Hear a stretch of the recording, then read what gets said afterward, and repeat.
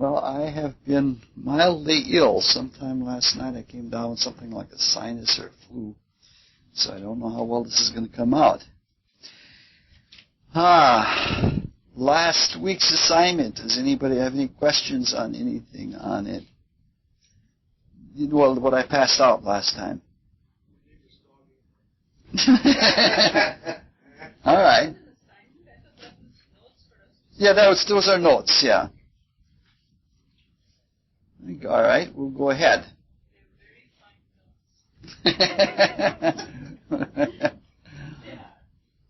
I'm using a larger print, so they can't be too fine.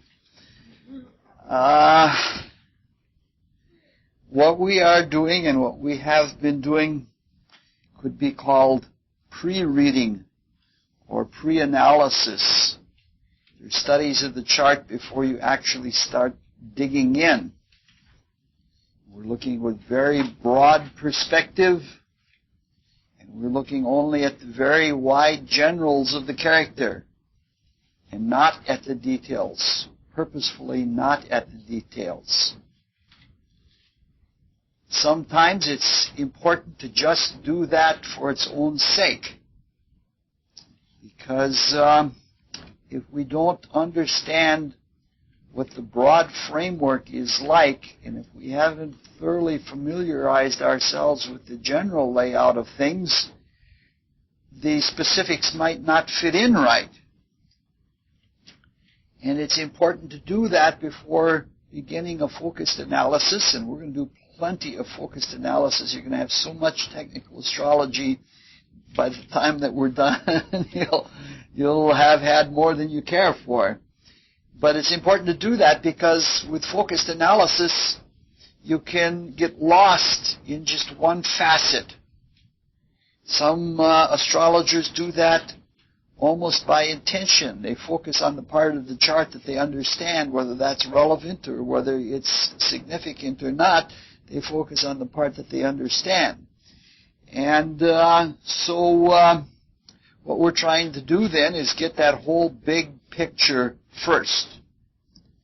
What we're doing is we're also trying to get information to see how the different profiles fit together. The relationship of this to that. And that we will be doing by more and more cross-profiling. And the cross-profiling is not only to see how things fit together, but it is to give us an understanding of what the person is trying to do or how they're trying to do it. It gives plenty of room for intuition. Now, there are a lot of other tests and profiles that we could do, but we're doing only a few of the most simple and a few of the most important. And so far we have been doing them by population distributions. We've been looking at general patterns of how the planets occupy the signs in the houses or how they make general formations like gestalts. So we have now going down our sheet here, let's see. These things are very handy, by the way. Having about 20 of them by the end of the course is a good is a good idea because we're going to have that much paper. Oh, I grabbed 2 sheets. We're working our way down the profile index. We started out with the Gestalt, which is in a category all by itself alone. And then we moved on to the attitude profiles, which are distributions of planets according to the signs. Last time we finished up the opportunity profiles, and tonight we're going to discuss the action profiles. In general, as we go down the chart, we're getting to things more and more significant. In fact, if you wanted to have a really good understanding of the character in a simple way, if you do just what we're going to be doing tonight, you can do an enormous amount that way. So the activity profiles are very, very important. So we're going to be looking at aspects. We're going to be looking at them as how one acts, modes of activity, tools, talents, patterns of action, how things change. So we're looking now at the more dynamic part of astrology. Only we're looking at, even at that, we're seeing it as stop moments of time, because that's what the horoscope is. It is a stopped moment in time, and it's how that moment relates to everything else. So the horoscope is just one event in relation to ongoing stream of history. The planets are really in perpetual change relative to each other and relative to the stellar background. What we're doing when we're looking at a horoscope is we're doing did you ever play statue when you were kids? It's something like playing statue. Statue is one person, usually one of the big kids, grabs another kid by the arm and twirls around and around and lets them go, and they go stumbling or flying all over the place. And at a certain point, he or the whole group yells, "Statue." And wherever you're in, whatever pose, you have to hold that pose. And then after all the kids are thrown, then it'll look less like a garden of statues. Is that the way you played it? Oh, okay. What did you do more? You had to whisper into the statue makers. Oh, and then everybody else had to guess. Okay. Well, that sounds like a combination of two games. We used to play Here Come 10,000 Men to Work. There'd be two teams, and one team would be it, and they would come and they would all do some kind of operation, and the other team would have so many guesses to guess. The team would come up and they say, "Here come 10,000 men to work. What are we doing?" And then they would do it, and then the other side would have so many guesses to guess. And if they didn't guess, then you got to stay it. We did such complicated things as picking strawberries and things. All right.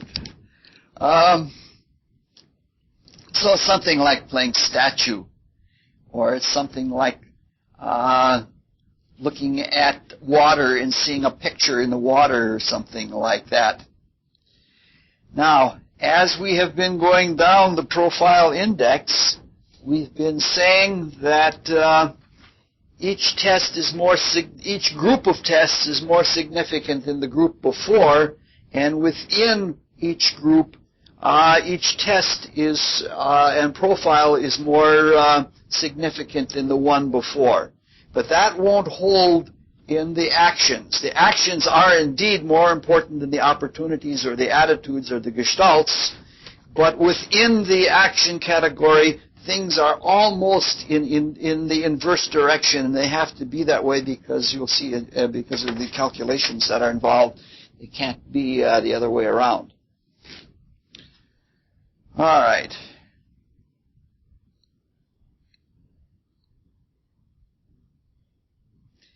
This set of tests and the profiles that they produce are more important, and the relative significance is quite a bit more.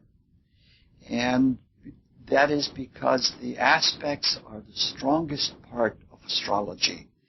Ela and I have been reading those magazines where there are a lot of discussions of Eastern versus Western astrology, and even in Indian astrology now, almost all of the modern Indian astrologers, at least those that write for this magazine, use aspects, which isn't a traditional part of Indian astrology because the aspects are where so much of astrology is at.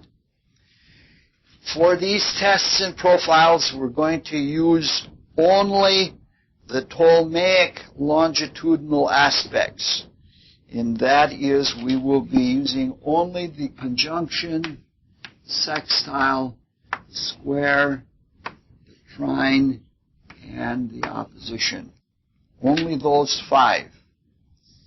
There's nothing wrong with minor aspects, but they're just, it becomes very complicated if you try to bring something like that into a system. You bring in so many things They usually aren't as important anyway unless they have very exact orbs, and you'll just have to look for those things on your own without everything being covered.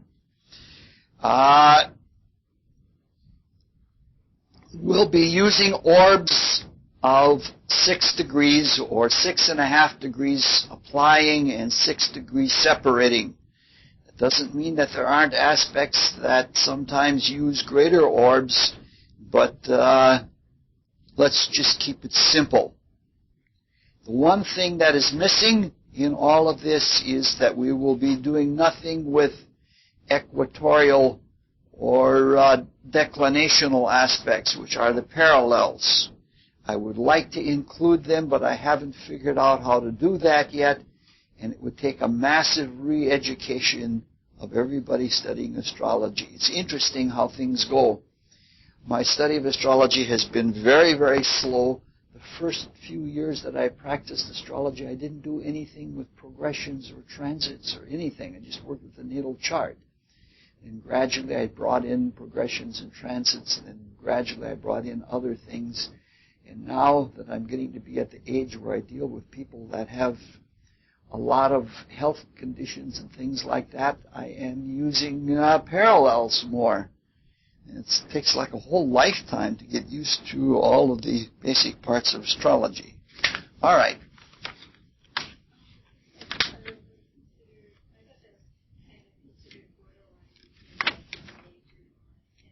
Yes, it can be, and you can adjust that in your consciousness. It is considered not as significant as a square or a conjunction or something like that, but it was plenty significant enough for the Babylonians, because the Babylonians sextiled everything. They had a mathematics where they multiplied all of the degrees between planets by some quality of 60 degrees, because I wouldn't be even a bit surprised if that isn't where our word hex comes from, because their astrology used a lot of addings and multiplications of 60s. So the bees like the sextile. That's good enough. If it's good enough for the bees, it's good enough for me.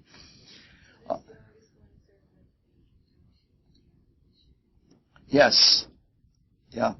But I wouldn't even at this level, since we're dealing with the broadest of the broad, I wouldn't even make those kinds of distinctions. All right. The activity test, which is the first one. It's a very simple test. And all that is you count the total number of aspects and you judge whether the number of aspects is low or medium or high. If aspects represent tools or modes of activity or how we get things done, we're not talking about tools that are outside of ourselves. We're talking about tools within us, psychological, spiritual machinations to do things. So they're part of our being. They're not something external. But very often, external tools are there for, I don't know how to say it. Like if you're somebody that does a lot of sewing and you have to do a lot of punching and penetration, you're likely to have a lot of things with conjunctions. So external tools are sometimes related to internal tools. We have preferences and attitudes about how we do things. Each one of us has our own procedure about how we wake up in the morning and how we get ourselves going and such like that. And the preference that we're looking at with this test and the resulting profile is not exactly what kind of tools, but how many tools. And that's really important itself. There are consequences according to whatever our choice is. If we have very few tools, we can become very familiar with them. We know exactly how they work, and given a condition, we know what to do with it. If we're doing woodwork and we have just a very few tools, we know how each one of them will bite into the wood. We become so familiar with them that they're almost inseparable parts of ourselves. And we make fewer mistakes because we know what we're dealing with.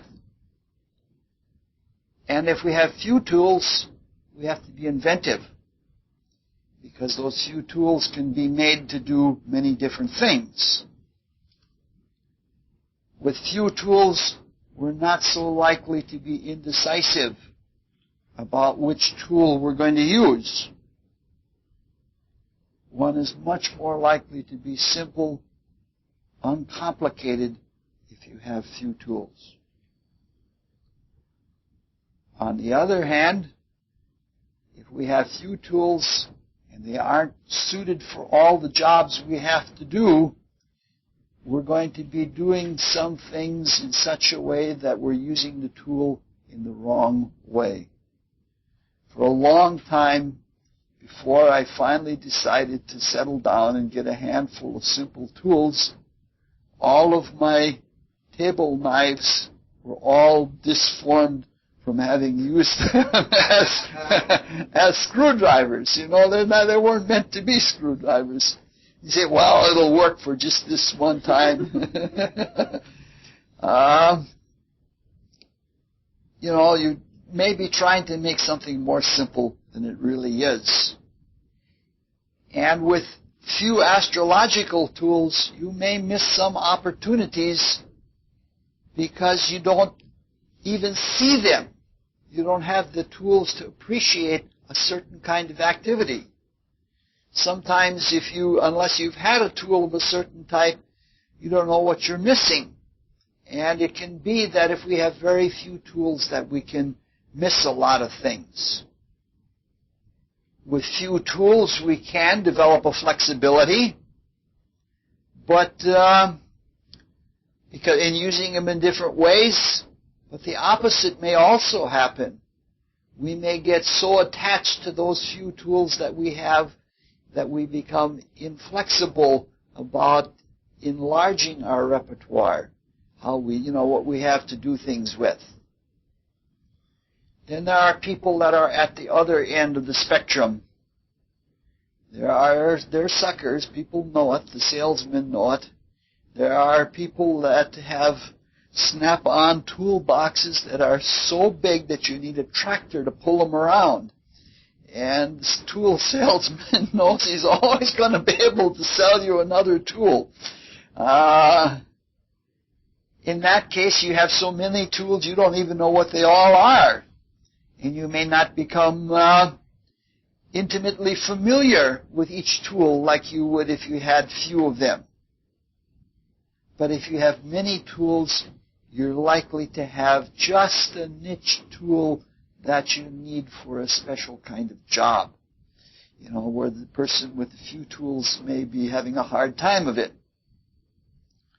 On the other hand, if you've got box wrench and socket wrenches and those wrenches that are all kinds of wrenches in one, you don't know which one to use. And very often with a big toolbox, you end up using a very few of them anyway.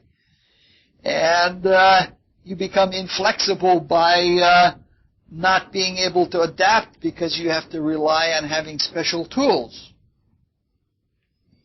You may not be able to simplify as much if you have so many tools. Yet, if you're given a given circumstance in life, if you have a lot of tools, you can approach it in many different ways. Now, astrological tools are not exactly like mechanical tools, but some of the analogies, most of the analogies, do apply.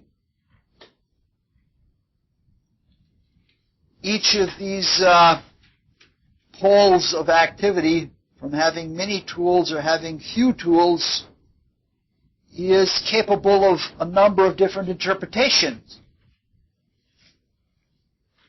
So, for example, if somebody has and masters only one instrument, they're much more likely to be a virtuoso. with only one instrument. But on the other hand, that may not be the best thing in life. Pioneers going across the wide prairie did an awful lot with one monkey wrench, even using it as a hammer if it was necessary. One musician may play many different instruments and may not be a master of any of those instruments, but yet have a better appreciation for the quality of each of them than someone who would be stuck with only one instrument. If somebody has a lot of aspects, it doesn't necessarily mean they're going to play a lot of musical instruments. It may mean that they try a bunch of different modes of music or a bunch of different styles of music. So you have to take a lot of interpretation. So this is, again, like everything in astrology, you have to observe and you have to intuit and then decide what it means.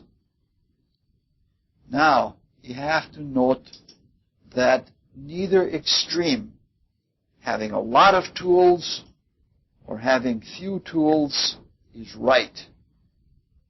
And neither is wrong, or neither is better, or neither is worse. I think that that's a bad way to look at astrology. Human life and human potential is too great for that.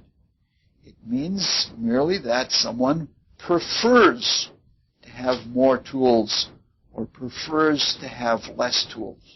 We're only looking at a preference. There is some tendency to look at few tools as simplicity and many as complexity, but I usually don't do that because it doesn't work that way. Using the orbs and the aspects that we're using, you don't have to write all this down because it will be in a handout later on. 9 or 10 or less is low activity. 10 to 15 is medium. And 16 or more is high activity. You'll find very few people with high or high or low activity because it just doesn't happen that often. Most people have moderate activity or medium activity. That's what suits them. It's very, very unusual to come up with something that deviates from moderation. All right, now we look at the second test, which is the intensity test, and it produces an intensity profile. Now we're getting into things where the aspect tests and the profiles that they produce are something more than just counting. There is counting in this test, but the intensity test has something more. So we hand out these. We're only going to deal with the first 3 columns tonight, but take at least 2 or 3, one for scribbling on and again some for duplication. Most of this work with these we're going to be doing next fall when we get into the mathematical part so that we can do really good analysis. So we're looking at a worksheet. Might just as well pass out these right away. These are an example for the Jay Gould chart, doing what you need to do to get to the intensity test.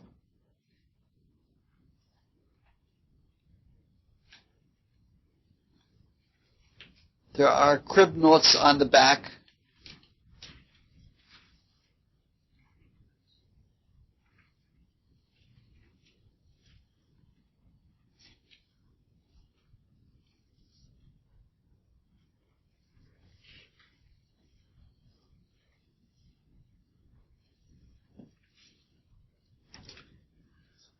This is the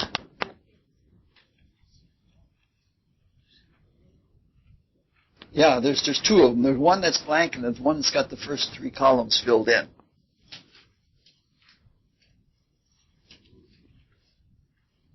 Yeah.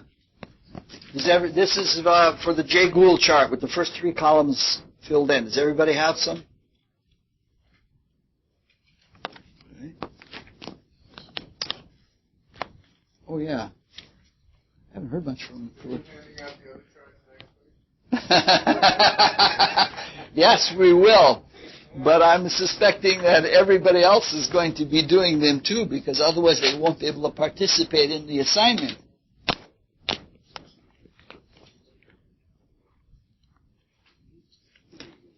If you get... No, it's very simple.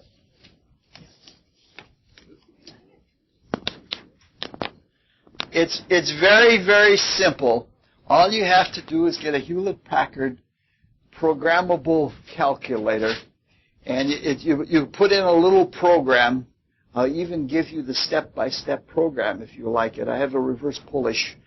They're much better for doing calculation programs. And you just sit there and push a button, and you put in what sign, what degree, what minute, and then you put in the next sign, the next degree, and the next minute. You push the button, it comes up and it tells you how far apart they are. Just like that, it takes you can do something like this. The whole list you can do in 3 minutes time.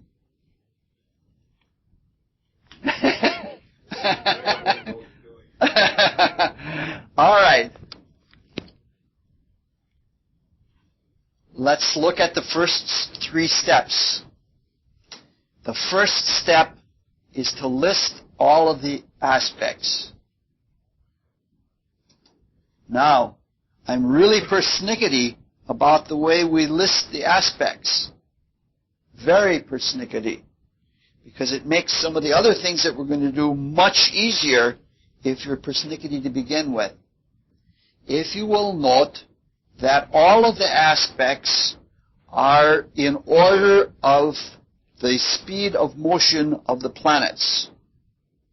That is, the moon is the fastest, and so the lunar aspects are first. Mercury is next fastest, then Venus, then Sun, then Mars, then Jupiter, then Saturn. In this case, we didn't have any aspects between the active planets. Even within the categories, the moon makes 3 aspects. The moon with the fastest planet, Venus, is first, and then the next fastest, the moon with Jupiter, and then the next aspect, the moon with Pluto. Pretty simple, right? I'm sure everybody has a Jay Gould chart along. All right. But now, when you do this, when you've made that first column, you automatically have the answer to the first, it automatically gives you the first profile. He has 16 aspects. So Jay Gould is one of those rare people that has high activity. So he's got tools of many, many different kinds. He doesn't do things only one way. All right, everybody sees what has been done in column 1. Column 2 is just as simple. It is, you find out the distance between Venus and the moon, or between Jupiter and the moon, and you write that down, how many degrees in minutes they are apart. Very simple. And that's column 2. Column 3 is what we're trying to get at. But column 3 has 3 parts to it. First, there is the orb of the aspect. Then there is an A or an S, which means whether the aspect is applying or separating. And then the third part is an F or an L, meaning whether it is a first aspect or a last aspect. We'll talk about the last column much later. Let's talk about the last sub-column much later. Let's talk about the first part. if we see that if 90:46 is how far apart the moon and the moon and Venus are, an exact aspect would be 90 degrees and 0 minutes. So the difference is 0 degrees and 46 minutes is the orb, which is a pretty close aspect. So you see how we're getting each of those. We're seeing how far away they are from the exact. Like, let's look at a little bit trickier one. No, the number 3 is a cheater, actually. But I think everybody sees what we're doing there. All right. Now, does everybody understand applying and separating? The way it works is like this. Let's take first the conjunction. Let's take something at 5 degrees and 10 minutes of Aries. Let's say Jupiter is there. And let's say that Mars is coming along. When it gets to be 29 degrees and 10 minutes of Pisces, Mars begins to apply. It's within orb at 6 degrees away. And it keeps applying until it's exactly, this is called culmination.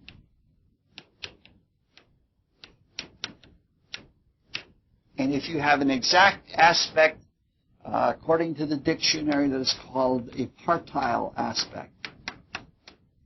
So at culmination, you have a partile aspect. And during all the while that Mars is coming up, it's called applying. After the culmination, as Mars pulls away, all the way until 11 degrees and 10 minutes of Aries, it is separating. Now, suppose there's a case where Jupiter is going retrograde and Mars is going direct. Then, in the application, it is a double application because Jupiter is going toward Mars at the same time that Mars is going toward Jupiter. And that's why the little 2 is there. And when Jupiter is retrograde and Mars is direct and they're pulling away, they're both going opposite directions, and then it is a double separation. All right, very simple. Everybody's got it. Would you say that you could just look at the distance between them, and if it's more or less? No. Well, if it's within orb but moving up to the exact aspect, it's applying. And if it's within orb and it's moving away from the aspect, it's separating. We're going to discuss the meaning of that in just a little bit. The same thing, suppose we get down here with a square. Suppose this is Cancer, and at exactly 5 degrees and 10 minutes of Cancer, when Mars gets there, it has culminated to aspect. But anywhere from 29:10 of Gemini up until 5:10 of Cancer, it is applying to the square Jupiter. Doesn't matter which square it is. So if it was 89 degrees, it would be applying. If it was 91 degrees, separating, yes. Yeah. All right. Yeah, but that comes later on. All right. So that's what we're doing. Now, this is going to be in the handout, so you don't have to write it down. From 6.5 to 4.5, applying, or from 4 to 6, separating, is low intensity. From 4.5 to 2.5, applying, or from 2 to 4, separating, is medium intensity. And from 2.5 applying to 2 separating is high. And so what the profile is you count how many high intensity, how many medium intensity, and how many low intensity aspects there are among the 16 aspects that are in this chart.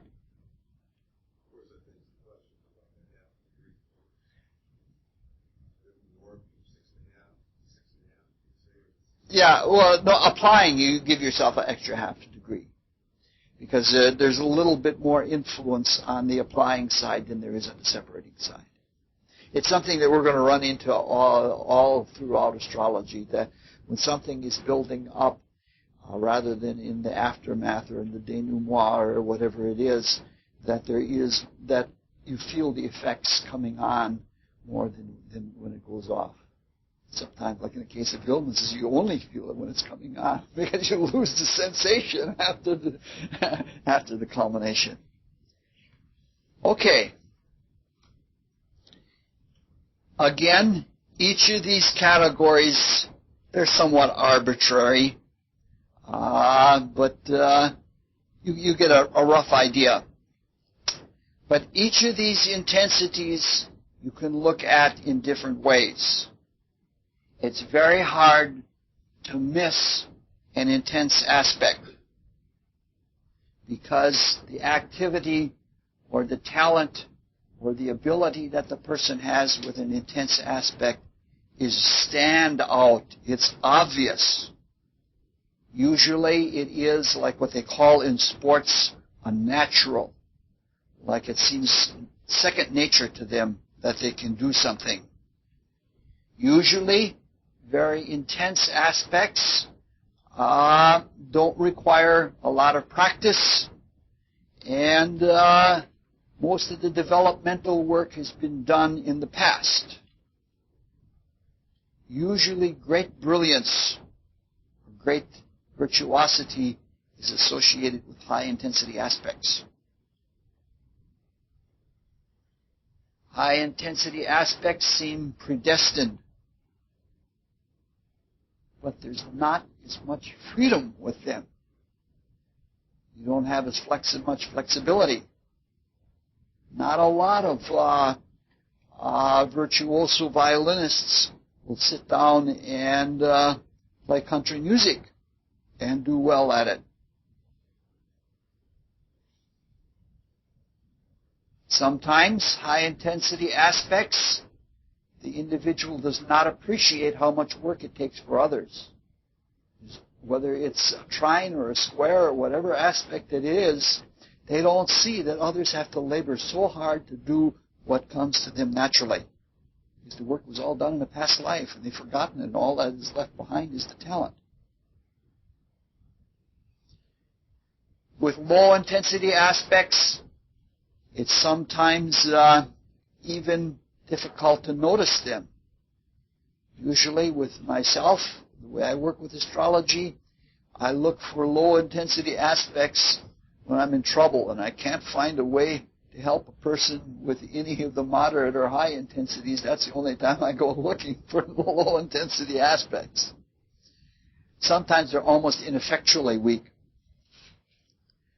Sometimes it can be a talent in the making. Sometimes it can be something that's going out of utilization.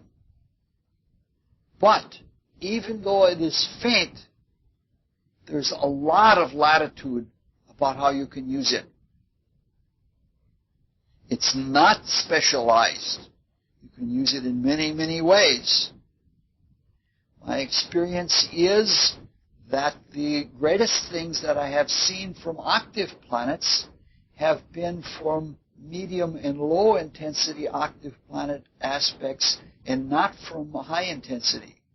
Because for some reason the universal nature, that far out, cover everything, spiritual nature of the octave planets works much better with the medium and low intensity.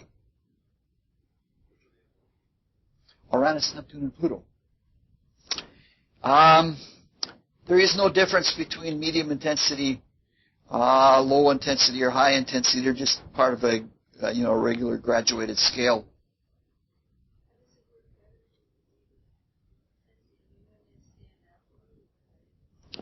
It stands out more, but its universality is somehow lost.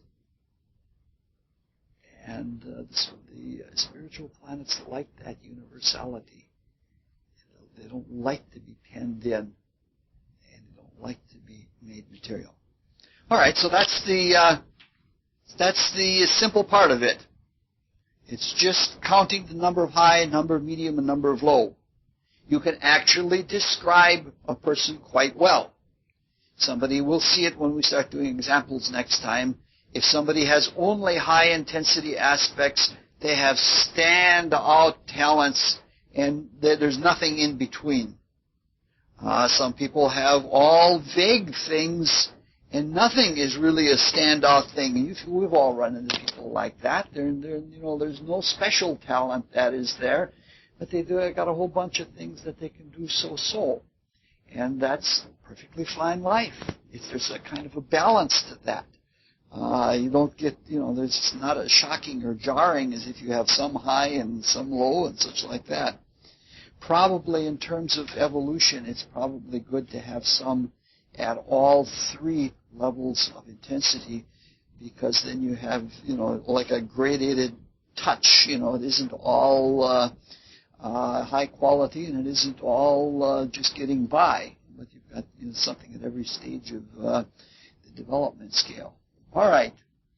The next test is the quality test. The quality test is always hard to do.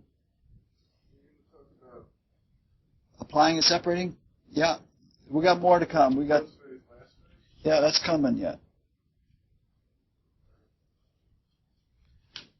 First, we have to get past the qualities.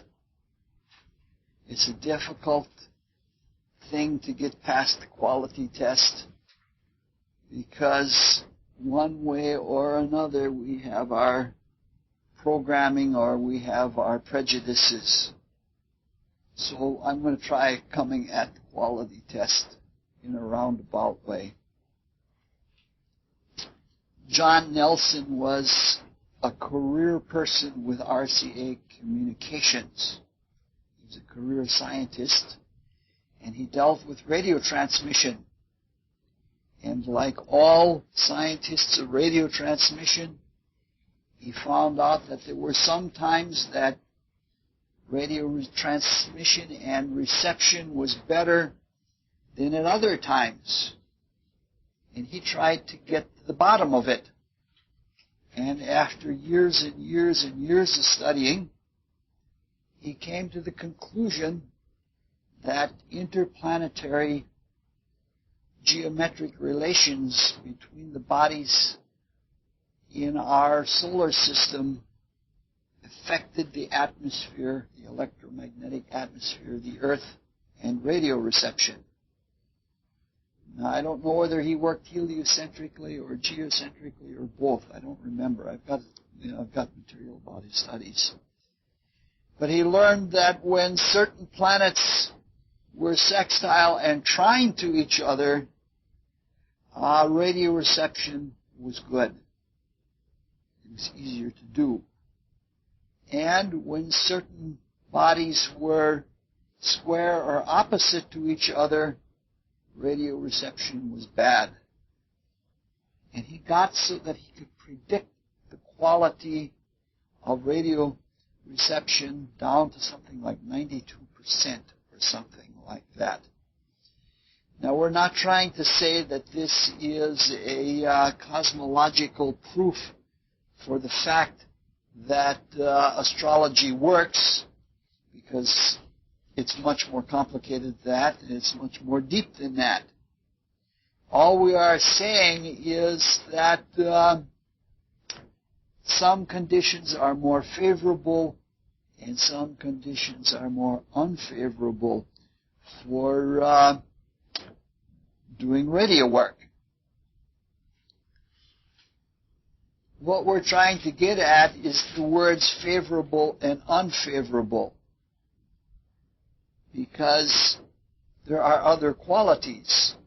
What goes over the radio transmission may be good or evil, but the quality itself is what we're talking about. So what we're trying to deal with here are the terms good and bad, favorable and unfavorable, benefic and malefic. It's hard to find any words that really apply, because we're wrestling with that nasty problem of evil again. In terms of eternity, or in terms of time within eternity, within the closed system in which we exist, there probably is no such thing as evil. Everything is just at some state of development. However, right here, right now, there are people who intentionally work against the divine plan, who intentionally work against others, and in fact, seem to be evil. And we would be remiss as astrologers if we didn't deal with the fact that some people are just plain nasty. So sometimes we just have to come to the realization that there is something like evil in the world. People destroying each other. But this is a very thorny issue and very hard to deal with.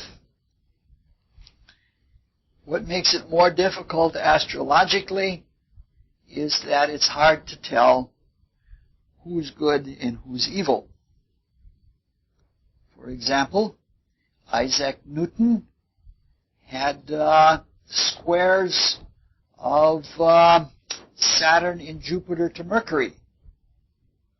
Does that mean that he was a liar? Does that mean that he was a bad man? No. He used it, the square of Saturn to Mercury, he used to develop the method of the differential calculus. And the square of Jupiter to Mercury, which was the big expansive, he used to develop the integral calculus, so that he could integrate and measure large areas of things. So the square in the case of Isaac Newton was not to be interpreted as somebody who was a liar or a cheat or somebody like that, but somebody who was mentally constructing using 90-degree angles. So you can't outright say that every time you see a square that you're running into somebody who's bad. I had a friend that was born when there was just a humongous number of sextiles and trines in the air. He became famous as a blues and jazz musician, famous in the Madison scene anyway. He died a few years ago of cancer, and he almost died at 40 from a heart attack. And he had so many trines and so many squares that he just pissed them away.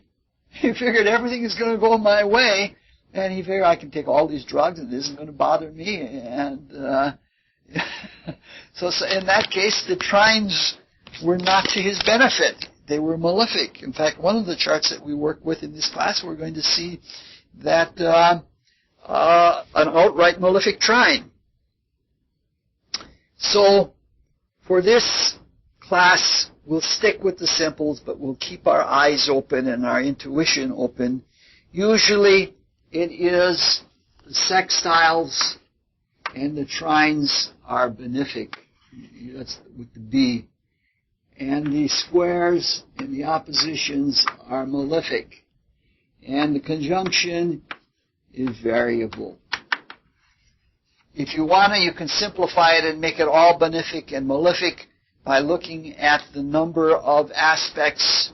Like suppose there's a conjunction, like the Saturn-Jupiter conjunction of Newton's, and if there are no other aspects to the Saturn-Jupiter conjunction, which there were for Newton, and you take the aspects that are the most preponderant in either number or intensity, but more preferably intensity, and then decide whether the conjunction is malefic or benefic. If there are only trines to a conjunction, the conjunction is probably benefic also. Some people use what planets are in the aspect to determine whether it's benefic or malefic.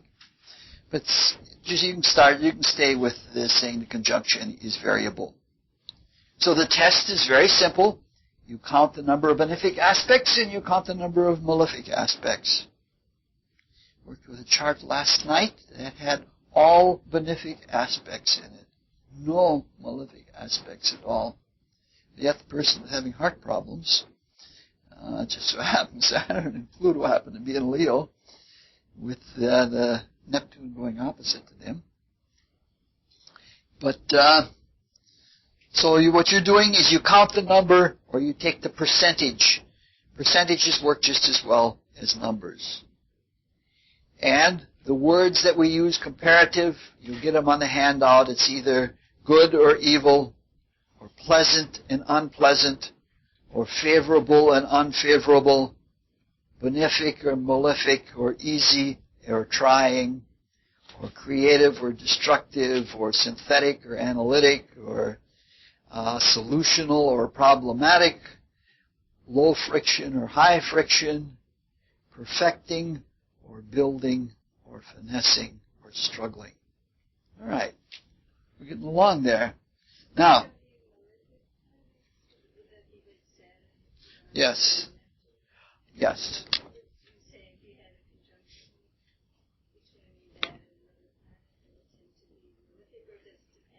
I would look more to other aspects.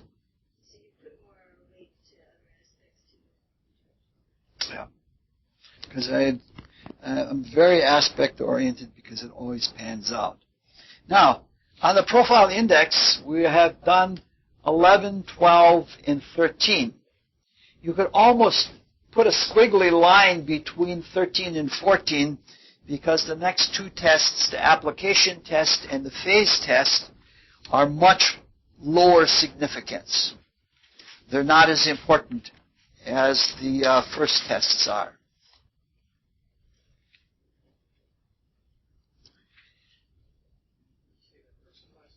What? Yes? By transit. Neptune is transiting opposite, and I think there was there was somebody that's... No, what it was is somebody that was taking drugs and having palpitations of the heart. And even though the Saturn and Pluto were in a fairly wide conjunction and they formed only trines, or the only aspects, Neptune coming opposite indicated that the medicines were indeed producing some kinds of unpleasant things with the heart. And I think Pluto was opposite to Uranus, which indicated hormonal difficulties at the same time.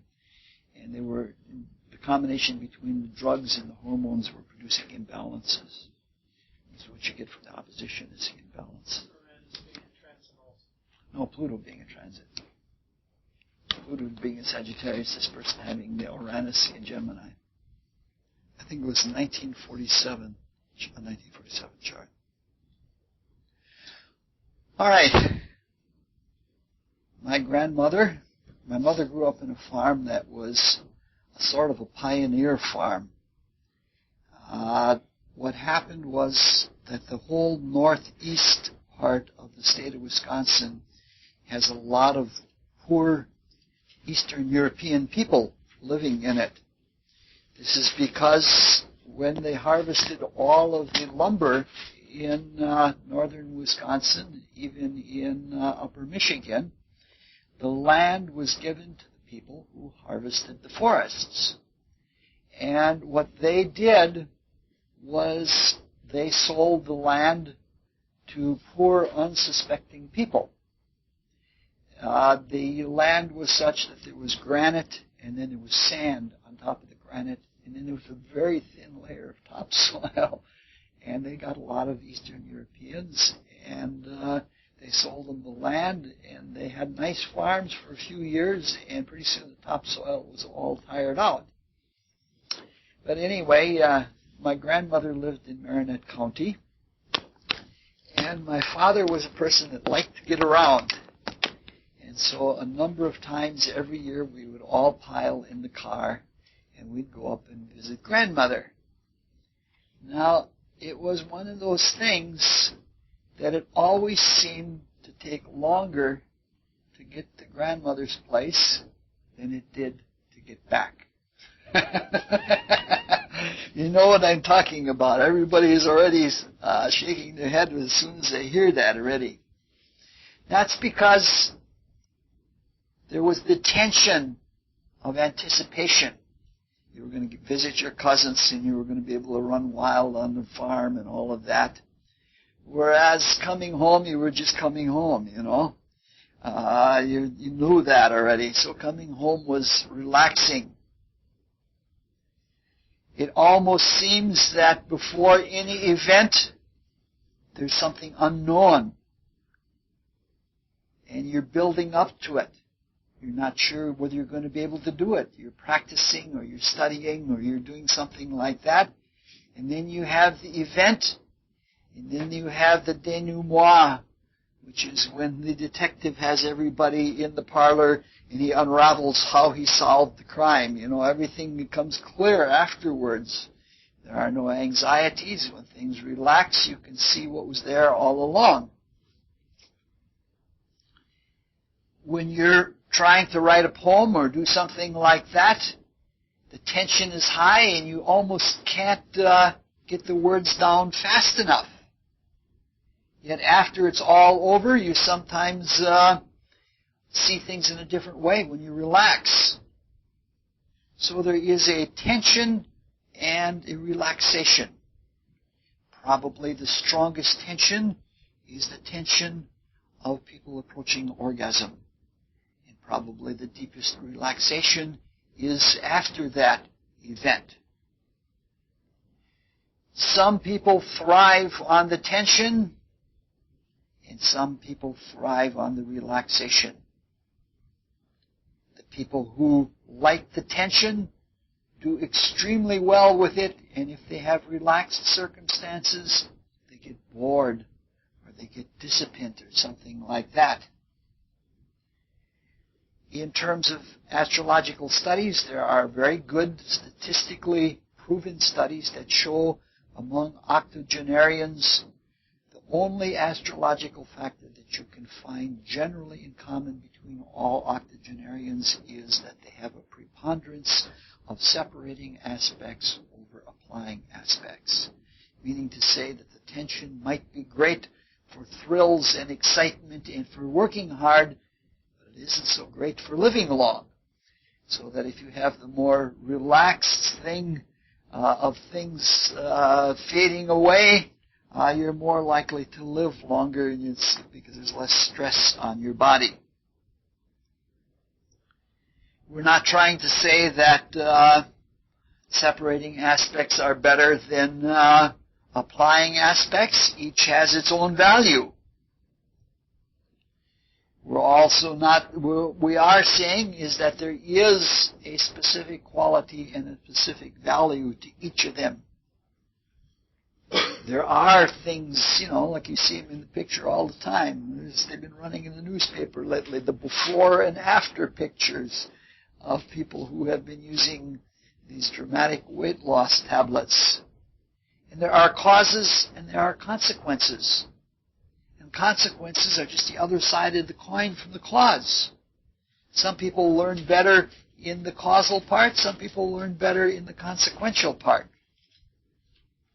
So all this is a test to see whether more of the talents, more of the modes of activity, more of the things are building up toward culmination, or whether they're relaxing away from it.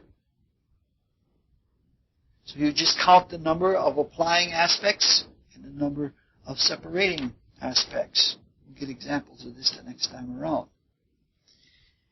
Keywords, applying aspects are like the four-stroke. The follow-through is like the separating. Excitement for applying, relaxation for separation, build-ups and letdowns, anticipation and denouement, taking hold and letting go, looking forward and looking back, heightening or mounting and fading, causes and consequences. We'll have keywords along with the handouts. All right, we are down to the last test in profile. Even in primitive people who don't even know about all of the planets that have just the sun and the moon, they have an astrology, and that astrology is pretty good. And it's just the sun and the moon. And a good deal of everything that applies to all parts of astrology can be seen in the lunation cycle. The lunation cycle is the time from one new moon or lunation until the next new moon or lunation. All societies and all peoples that have observed the new moon, even people who've never studied any astrology. My father, who had a small business, had to be his own collection agency, and there were a lot of people who didn't want to pay their bills. And he would wait until the moon was waxing. He says, when the moon is waxing, he says, it's easier to collect money from people. And he had never studied a thing of astrology in his life. And so it was pure observation. Universally, the sun is the powerhouse. It's the vitalizer. And the moon is the former or the condenser. Everything that takes place in the womb is a consequence of the former or the forming quality of the moon. At the new moon, the sun and moon are together and the moon is invisible.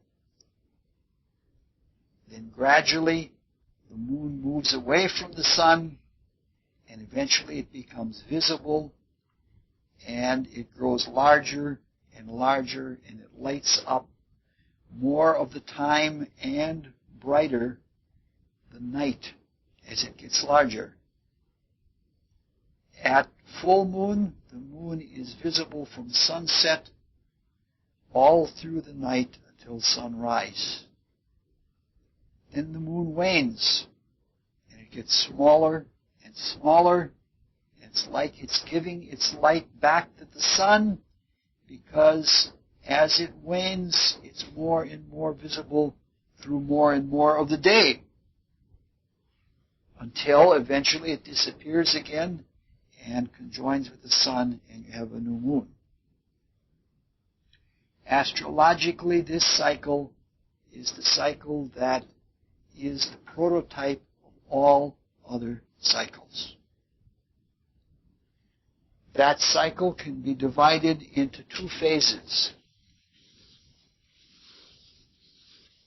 The waxing phase and the waning phase.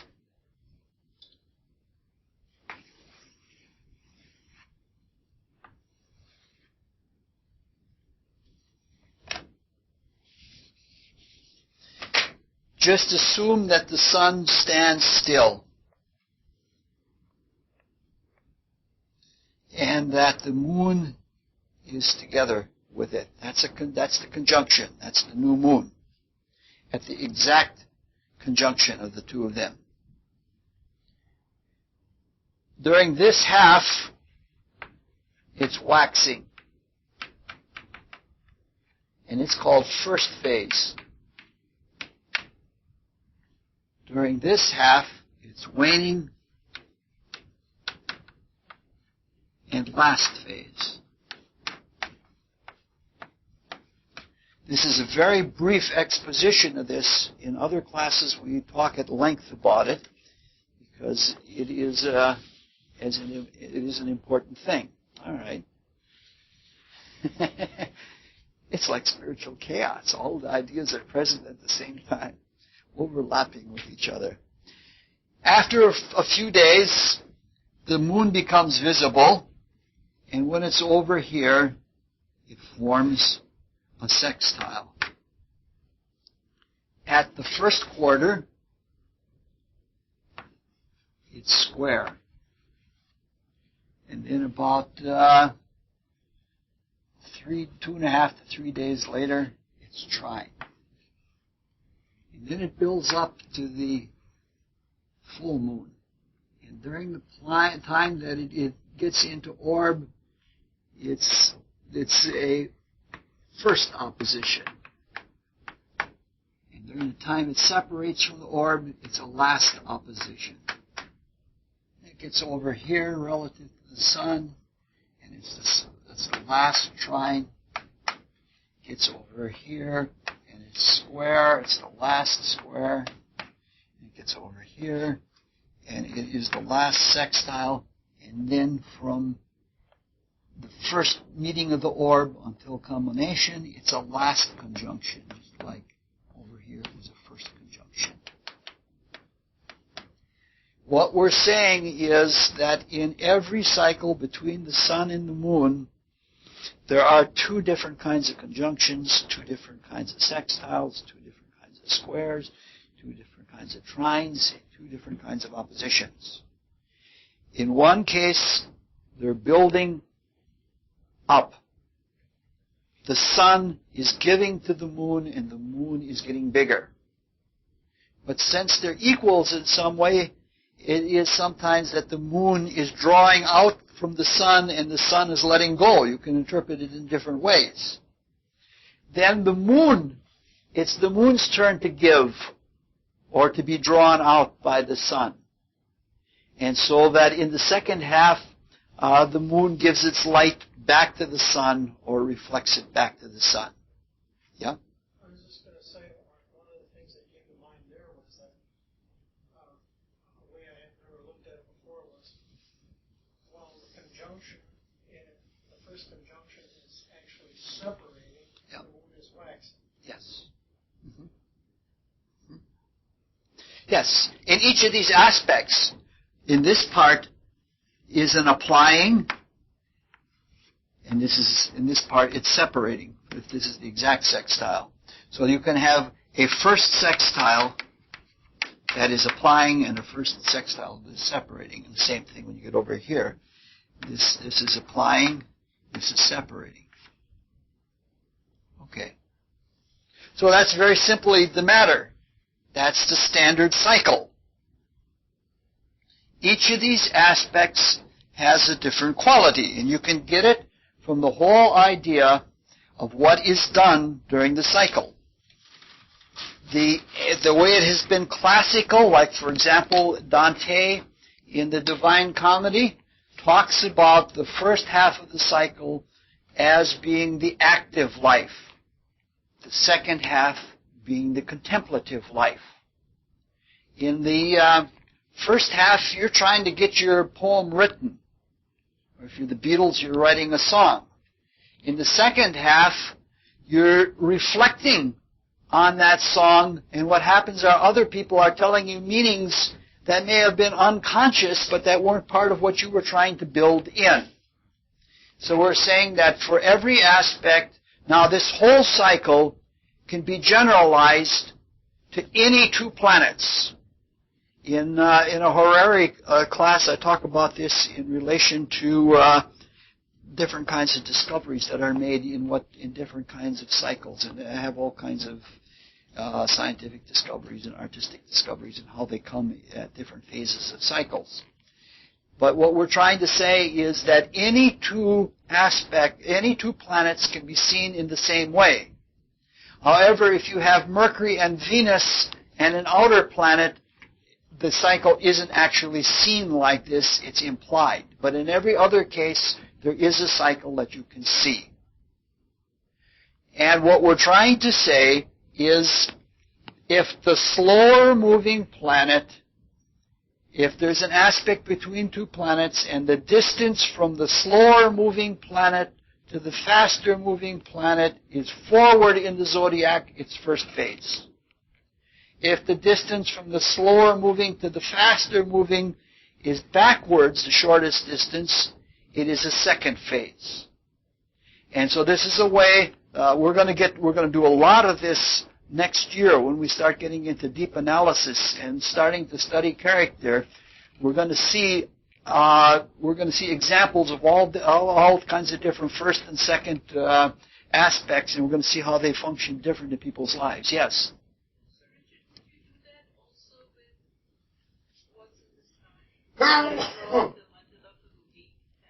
Yes. Yes. Yes. This is why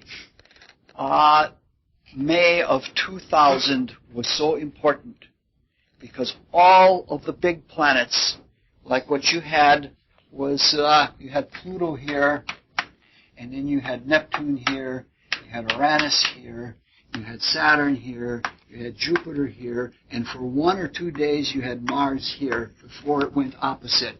And it's many thousands of years before everything is all in first phase.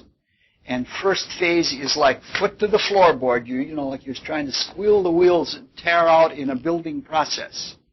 So like if any of you were interested in starting a religion that was going to last 10 or 12,000 years, that May of 2000 was the time to do it. We're still pretty much in that yet, though things have gotten around to the other side now. Because, all right. All right, you understand what we're doing? And so what we do, this is why we were so persnickety about slower and faster moving planets. And so we can then see if the distance between Venus and the Moon, in the Gould chart, you have to go forward from Venus to the Moon, because Venus is a slower moving planet. That means it's a first phase, or this is a building square rather than a deconstructing kind of square. And so what this test is you count how many first phase aspects there are versus how many last phase aspects there are. And if a person has a huge number of first phase aspects, it's an indication that they have come here to be an active concretizer. And if it's the other way around, they are someone that is trying to contemplate and look at life as a contemplative activity. All right. That's about all that we have to say for tonight. And this is notes for everything that we did tonight with reasonable keywords.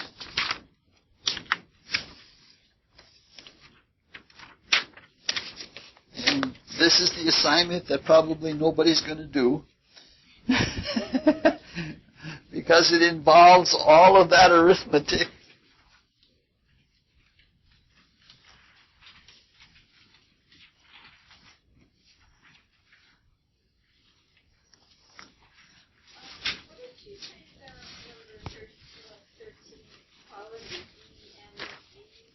Yes, benefic, malefic variable. As much as possible, I try to keep the letters all separate from each other. And I think there's this one doesn't have a crib sheet on the back. I will, by next fall, I'll have a new version of all of this. I want to have a computerized version that you can just click a button and the form comes up, and then you can use then you can type in to just fill in the form. What does it have?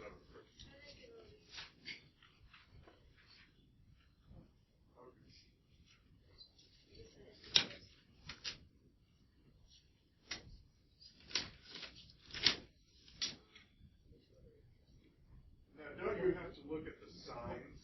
Nope. In order to tell whether it's first or last phase? No. You only have to look at direction that you go to. To some extent you have to look at the zodiac, but whether you're going forward on the zodiac or whether you're going backward on the zodiac to get to it the shortest distance. It doesn't make any difference what sign it's in. Richard, when you look at on this table, Yes. there are two of them that I'm not clear on. That seem to be applying or separating. Okay. Number 5. Yeah. In my thinking would be separating, not applying. Well, let's get the chart.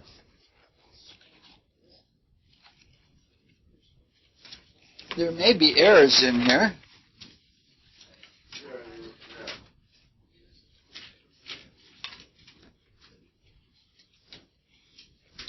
Yes, there is an error. There is Jack just found an error.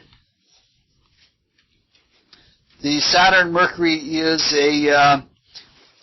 separating, not applying.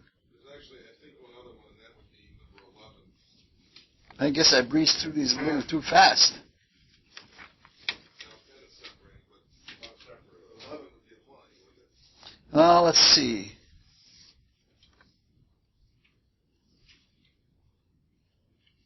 No, it's separating. The culmination would be at 2937 of Aries, and it's already past that.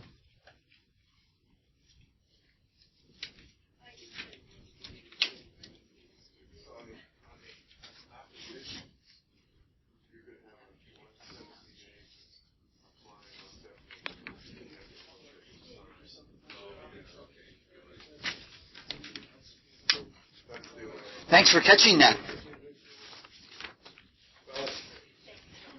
Otherwise, I think if I knew how we were. Yeah.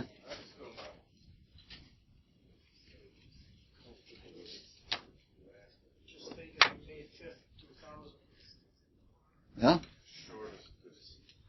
Yeah. Well, you got a list. You got the charts here. Okay. So basically, then, if this is, Well, let's then you have to look at this- Mercury. You have to look at Mercury. All right, let's see. Mercury's trying to Saturn. All right, Saturn is here. The shortest distance between Saturn and Mercury is backwards in the zodiac, so it's the second phase.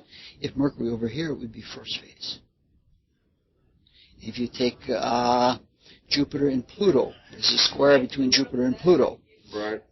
Pluto is the slower moving planet, and the distance from the slower moving to the planet is forward in the zodiac, so it's a first phase rather than a last phase. If Jupiter were over here, the shortest distance from the slower to the faster would be going backwards zodiacally. Okay. So we're going forward. So actually, when I'm looking at Saturn, Mercury to Saturn, You always the slow. I need to really go backwards from the slower. Right. Or forward from the slower. Yes, that's correct. Everything is that's where we put everything in the order of the way we did it. Yeah. Good night. Sorry.